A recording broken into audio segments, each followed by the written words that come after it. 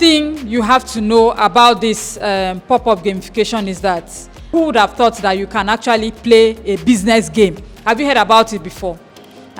So it's one of the things that the sponsors thought about. Let's bring a bit of fun. Let's bring a bit of liveliness to it. Business can be fun. Just depends on how you see it.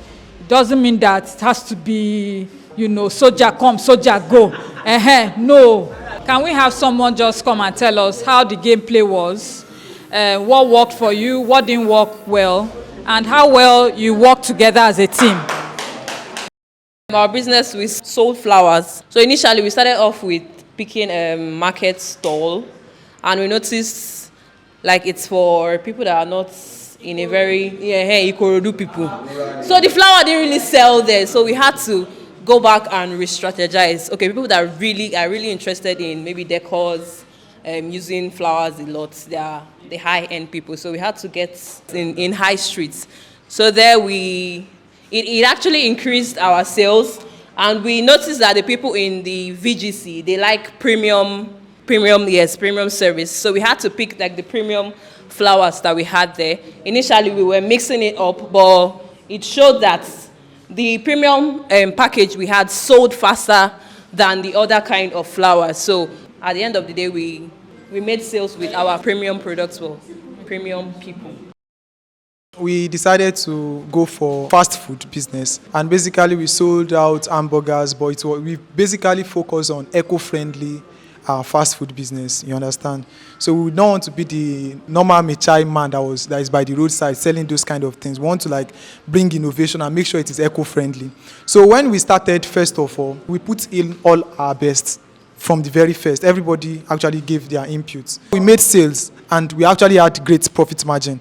Then what we realized was the fact that our customers were not satisfied because of slow service, and that before they actually came in, some of what they actually needed was not available, that it was already sold out. So what we did the next time was to actually increase our stock the next week and increase our staff. And not only increase our staff, we also increased the working hours of our staff and increased their salary, the payment of our staff. So what we now realized after then was that we had very great profit margin. And outside of that, we also had people that actually came in. We had YouTubers coming in. We also even donated 10% of our profits as well. And it actually came out well. Thank you. We ran a premium food business located in Victoria Island, Lagos. And we were selling food. And one thing we were able to do was work as a team. We had to collaborate with each other. Our business was very profitable. We had insane profit margins. Every week, our profits were climbing. We got over 40,000, I think, in total coins. And one thing we learned was when we saw the goods that had high demand in terms of the food items, so we stocked more of those and increased the prices, and our each customer still bought. So thank you.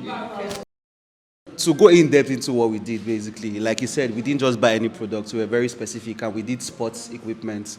What stood out for us was, at first, we bought running shoes, t-shirts, sports shirts, and the likes, and tracksuits. But when we sold up, we noticed that children were not buying from us.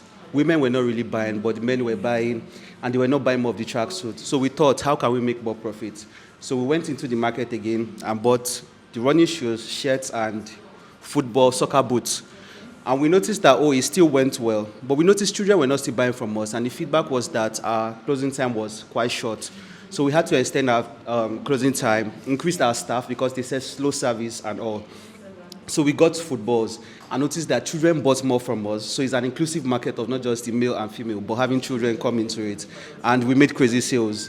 We even had to do social media advertisement and all. At the same time, we donated 10% of our profit to which made more sense. So from the different gameplays we've had today, I believe we've been able to learn, quite a lot around, running a successful business. It's one thing to run a business, and it's one thing to run a successful business, and a business that is sustainable, a business that will outlive you, such that when you are not there, the business will run. Another thing you should know is that a business is not built around one person. A system is not built around one person, except you want that system to collapse. We've learned about how to manage our finances. We've learned that people's wants and needs are different. Ensure your business is inclusive. It caters to everybody. Don't forget that one person's feedback has the ability to get you 10 other customers or even more. We've seen that the people working for you also are key, right? If they are not satisfied, they will sell anything. And then there's one secret I'll give to you before I leave. So your businesses may just be at ideation stage for some people.